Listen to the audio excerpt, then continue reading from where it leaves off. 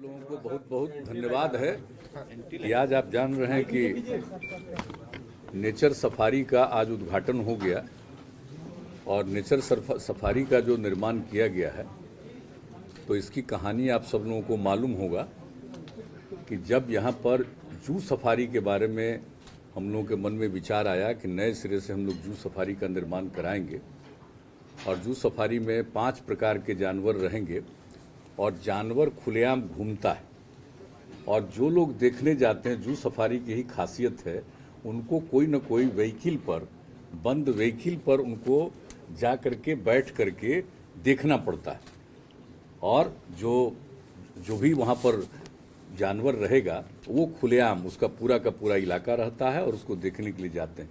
तो ये कंसेप्ट था और उसके हिसाब से काम निर्माण कार्य शुरू हो गया है।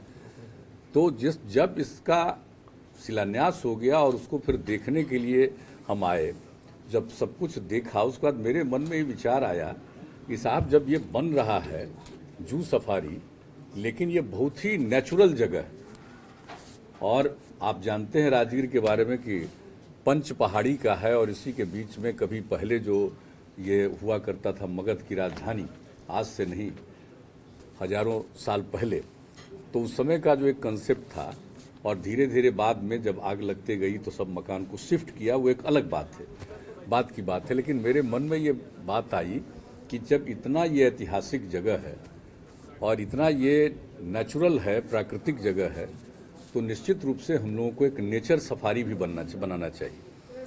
और उसमें जब हमने कहा कि जू सफारी के बगल से ही शुरू हो, लेकिन बाद में पता चला कि साहब जू सफारी के तुरंत बाद तो नहीं बन सकता है, लेकिन उसके आगे जा करके इसको करने का ये स्थल का चयन किया गया स्थल का।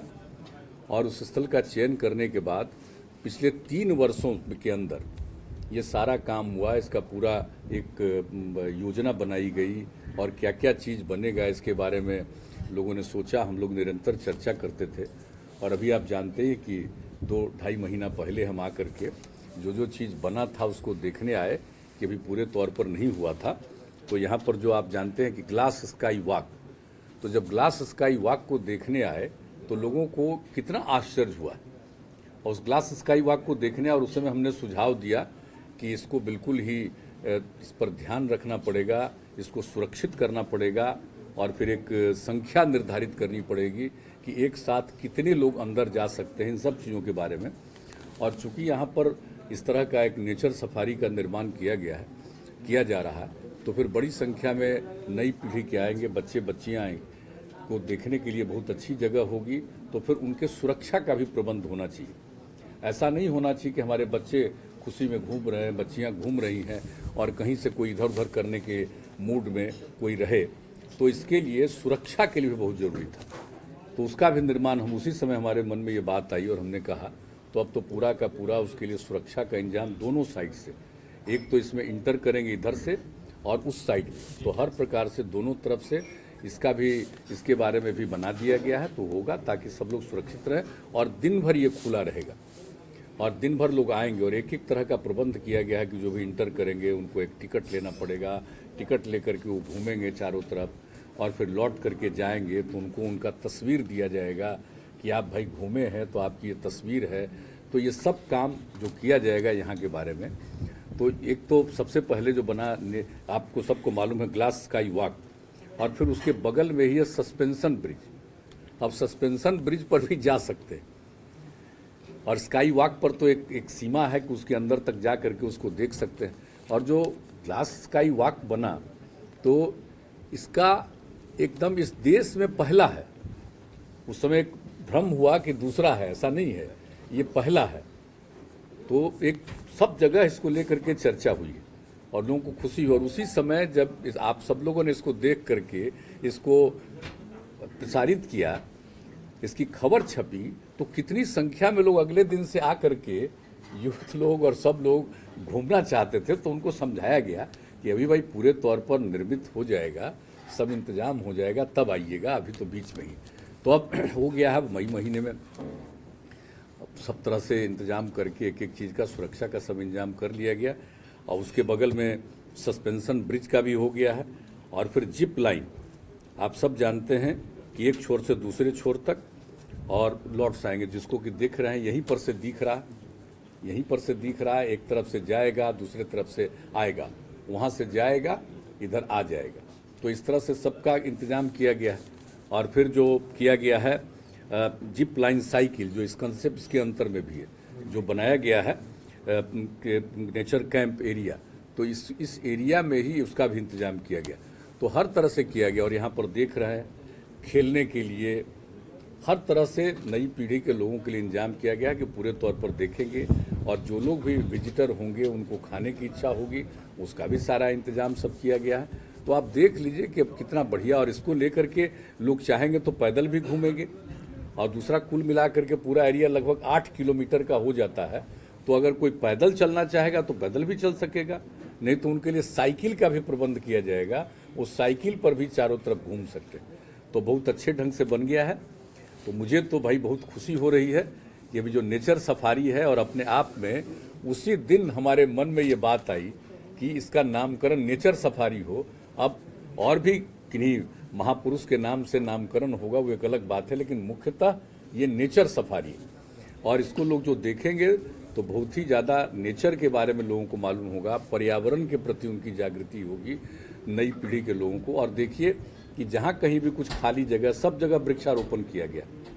और पहले जानते ही जब हम 2009 में आकर के 7 दिन हम यहाँ रुके थे और एक एक चीज़ को, तो कई जगह पर ये सूखा हुआ था।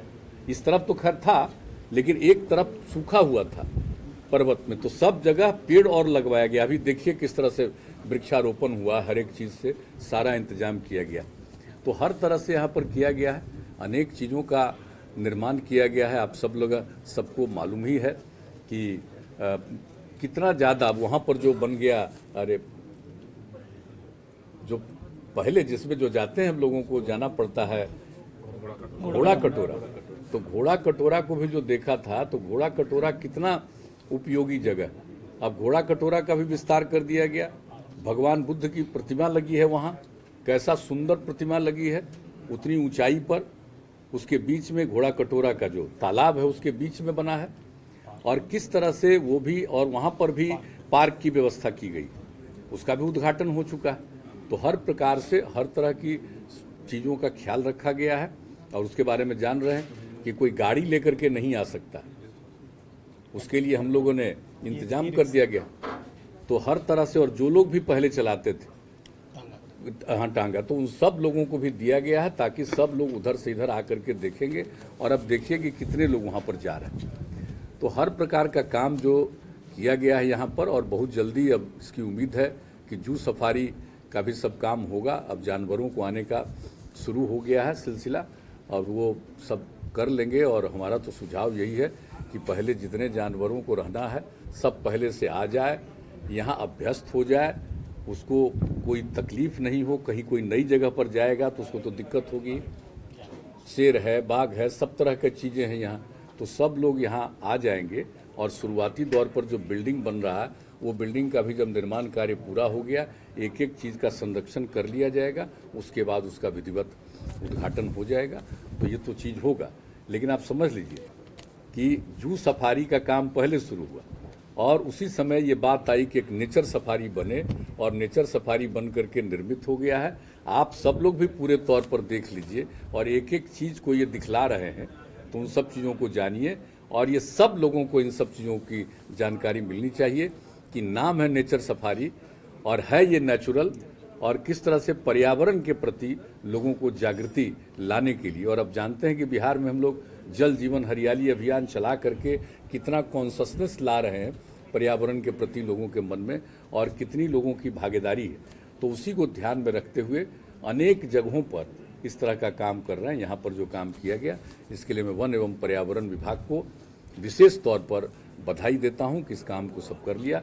और आज आप देख रहे हैं हमारे सामने माननीय उप मुख्यमंत्री जी हैं, माननीय वन एवं पर्यावरण मंत्री हैं, इस जिले के रहने वाले हैं और मंत्री हैं, ग्रामीण विकास मंत्री हैं, सब लोग हैं, यहाँ के सांसद हैं, यहाँ के माननीय विधायक हैं, बिहार शरीफ के विधायक हैं, सब लोग हैं यहाँ पर, अन्य सभी और जनप्रतिनिधि लोग हैं।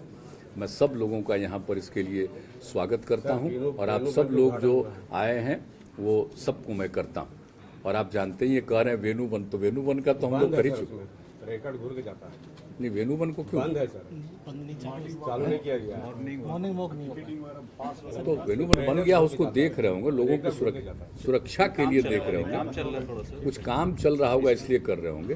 तो वेणुवन का तो काम है। नालंदा को मेट्रो से जोड़ा जाएगा क्या? मेट्रो से जोड़ने का यहाँ का क्या मतलब? यहाँ के रेलवे का, राजगीर का, गया का, इन सब लोगों के लिए हम बहुत बात पहले हम लोग किए हुए हैं कि उसके लिए भी होना चाहिए। सर, भविष्य में कोई और बड़ी योजना बिहार में पर्यटन को लेकर? नहीं, पर्यटन को लेकर के तो हम लोग आप जानते हैं कि कितना अच्छा काम और कितना ज़्यादा पर्यटकों की संख्या।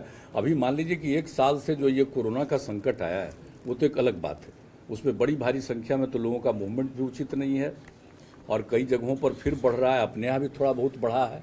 तो अभी तो कॉन्शस रहने की ज़रूरत है, लेकिन ये सब दिन के लिए थोड़ी है कि वो रहेगा।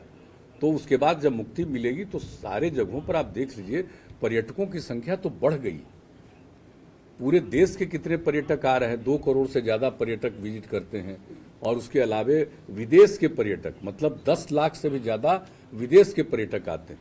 और सबसे ज़्यादा जाते हैं कि आप जानते हैं विदेश से आते हैं तो बोध गया है, राजगीर है। अब किस तरह से वैशाली का हम लोग सब काम कर रहे हैं। हम लोग एक एक जगह की चीज़ों को देख रहे हैं ताकि पर्यटन को बढ़ावा देने के लिए जो भी स्थल हो। और आप जान रहे हैं कि नेचुरल वे में सब काम को करने के लिए इको टूरिज्म को हम लोगों ने किस तरह से बढ़ावा दिया है। ये इको टूरिज्म का ही पार्ट है। ये जो नेचर सफारी है ये इको टूरिज्म का पार्ट है। अब उसी तरह से, और ये सब वन एवं पर्यावरण विभाग के साथ रहेगा।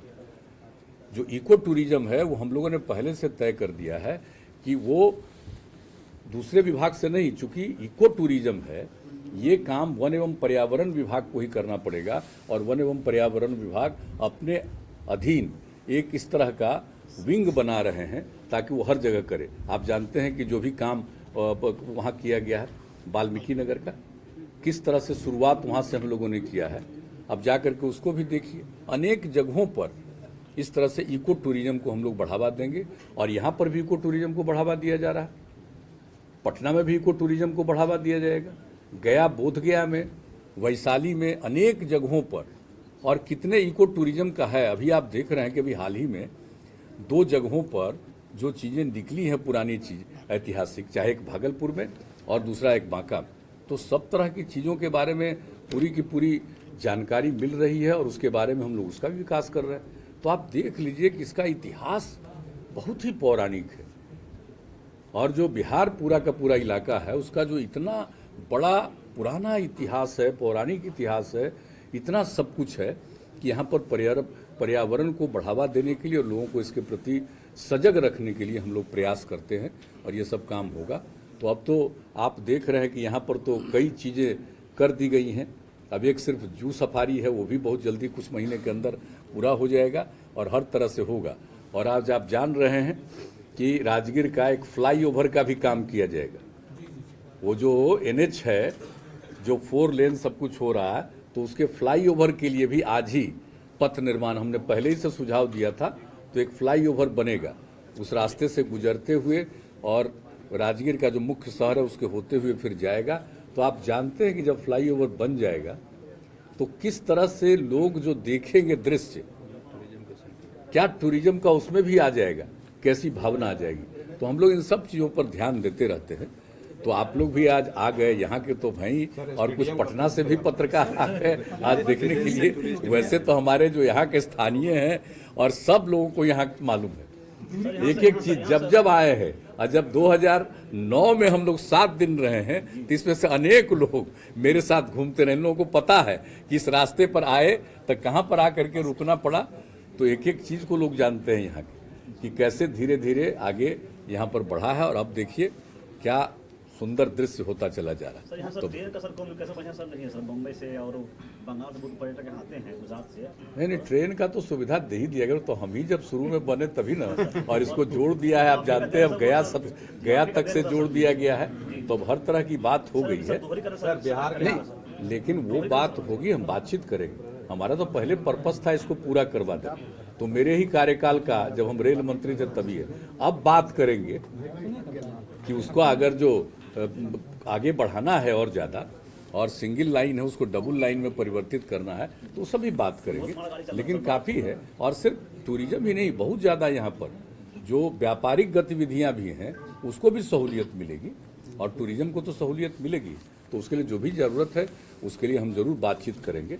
पहले तय था श्रद्धेय अटल जी की सरकार में, जब हम रेल मंत्री थे, और उस समय जो चीज़ हमने तय करवाया था वो बन गया, और वो बन गया तो उसका और एक्सपेंशन की जरूरत है तो वो भी करेंगे, उसमें कोई बात नहीं, उसके लिए करेंगे। लेकिन आज ब्रिज पर आप घूमे तो दोनों में आपका अनुभव कैसा लगा? वहाँ पर जाने के बाद बीच में कैसा लगा? अच्छा अनुभव है, लेकिन ज़्यादा हम लोगों का कोशिश है कि इन जगहों पर नई पीढ़ी के लोग ज़्यादा जाएं। बच्चे जाएंगे ना, बच्चियां जाएंगी ना, तो ज़्यादा अच्छा होगा। बुजुर्ग लोगों को भी जाने का मतलब होगा तो जाएगा। आज तो हमको करना था, देखना था, हम लोग देख लिए। हम तो चाहेंगे कि नई पीढ़ी के लोग और यंगर लोग ज़्यादा उसको घूमेंगे, और जो यंगर लोग घूमेंगे और सब चीज़ को देखेंगे तो भाई अब पुराने लोगों को तो कुछ पुराना इतिहास मालूम है, अब नई पीढ़ी के लोग जो पूरे इतिहास को जानेंगे तो उनके मन में बहुत अच्छी भावना पैदा होगी। तो हमारी तो राय यही होगी। नहीं ऐसे तो अब ये नहीं कहा जाएगा कि जो लोग जाना चाहेंगे उनको रोक दीजिए, लेकिन प्रोत्साहित किया जाएगा बच्चों के लिए। तो आप काफ़ी देख लीजिए यहाँ पर है शूटिंग और आर्चरी। हाँ, शूटिंग वगैरह सब के लिए इंतजाम कर दिया गया है। हर तरह से देख लीजिए, सब तरह से कितना अनुभव लेगा, कितना सीखेगा, खेलने कूदने का हर चीज़ के लिए अनुभव मिलेगा सबको। बहुत अच्छा। हाँ चलिए, अरे तब बुजुर्गों को कोई रुकावट है? बुजुर्गों को रुकावट नहीं है, लेकिन बुजुर्ग लोग देख लेंगे तब ना अपने बच्चे बच्चियों को और भेजेंगे। तो ऐसा थोड़ी है कि बुजुर्गों को रोकना। रुकने की भी व्यवस्था हुई क्या प्लेटफॉर्म पे? रात में नहीं, ये दिन भर का काम। देखिए टूरिज्म का जो एरिया है उसमें रात में नहीं कुछ करना चाहिए, सवेरे से लेकर के शाम तक ही वो सबसे अच्छा होता है। उसका ध्यान से जाकर राजगीर में रहेंगे, सुबह उठ के दिन भर घूमेंगे। आवास का सब तरह का धीरे धीरे। अब राजगीर में जो पहले से टूरिज्म को, टूरिस्ट को देखने के लिए लोग होटल कितना सब कुछ बनाए हुए, और सब कुछ और बनेगा, तो उसके चलते सुविधा होगी। लेकिन रात में यहाँ पर रखना उचित नहीं। दिन में सब कुछ को देखना तो एक वो नेचुरल चीज़ है हमारी समझ से। तो अभी तो फिलहाल यही तय हुआ। तो चलिए, बहुत धन्यवाद।